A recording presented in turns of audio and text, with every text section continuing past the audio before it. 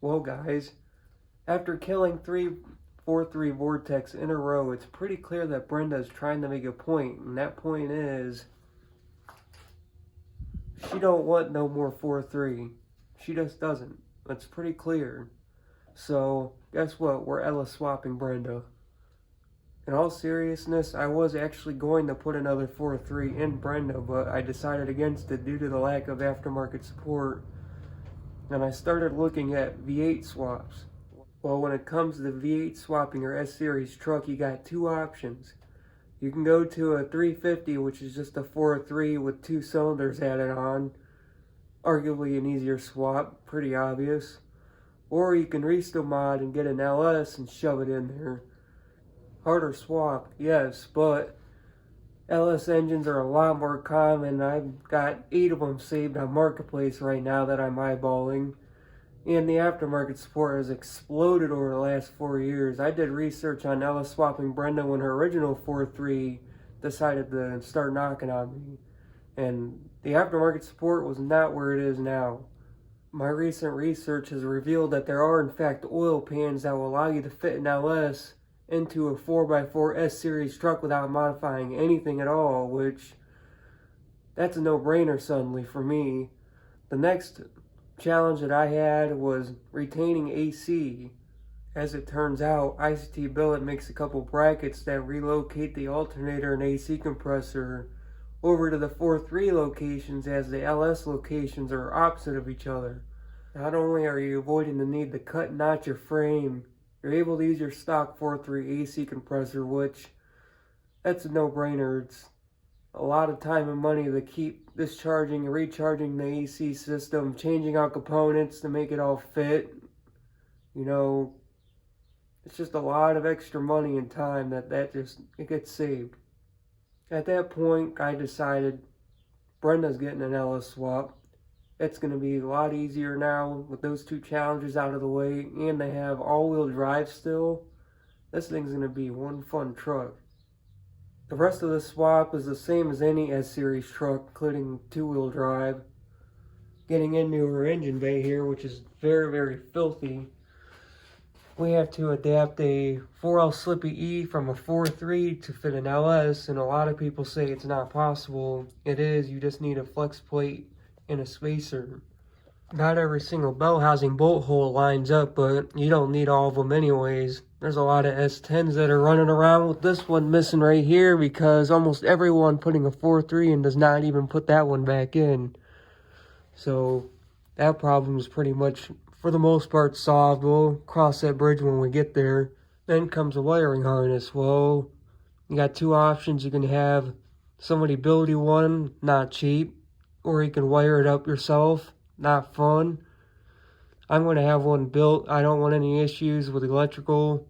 I just want this thing to be plug and play and run just the way it did with a 4.3 and just obviously make V8 sounds. Another thing that has to be addressed when you're LS swapping your S-Series truck is if you're retaining AC, you're going to have to get a custom AC box. Because right here, you're going to have clearance issues. You're going to have the valve cover right here. So that's got to be changed. It has to be changed anyways. It fell apart when I was pulling the 4.3. Then you got this old steering shaft here. That's got to be changed. It's going to be right in the way. That's got to go. A couple things that I want to address on Brenda are these brake lines here. Check that out. I'm amazed this thing still stopped decent. I don't know if I trust those, especially now that I'm going to have a faster truck. That's got to go. I do want to clean these frame rails up. I want to sand them down and I want to paint them. I want this thing to look very, very nice, clean. I also want it to not rust anymore and then turn into Big Bertha, which Big Bertha's got a lot of rust clippings. She got some Swiss cheese holes in her frame. I don't want that on this girl. I'm keeping this girl for as long as I can. And CO. That stands for cheap owner. This engine bay is filthy.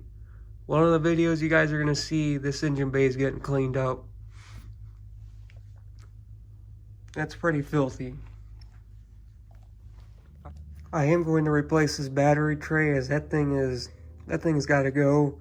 I'm amazed that rust did not spread up onto the wheel wells. Well, otherwise, that brings me to my next challenge. Exhaust. Not only we have to fit exhaust in this engine bay, we also have a transfer case and a front drive shaft to get around, which you can't really see. Gives you an idea, it's pretty tight. It's a lot more tight than a two-wheel drive S-Series truck.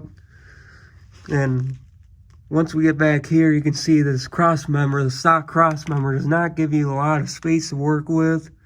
I'm going to try and make it work, but if not, there is an actual cross member that's specific to LS swapping a S-Series truck that will give me more space to work with exhaust. Otherwise, that's pretty much it. It's kind of hard to feel bad for Brenda when she got herself into this predicament. And I really can't believe that this engine lasted 35,000 miles with a spun bearing. That's a lot of driving.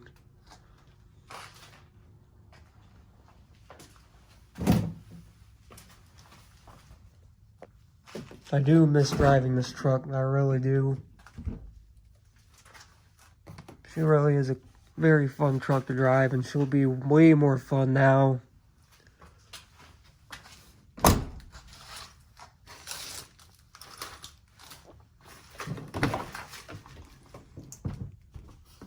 Still, my favorite part of the Bravada is the interior.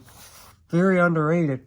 I'm still surprised people call a Bravada a rebadged S10 Blazer. It kind of is, but to me it still feels a lot more different.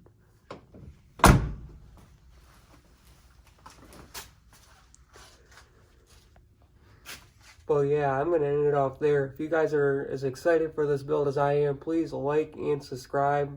It will help get this video out to more people.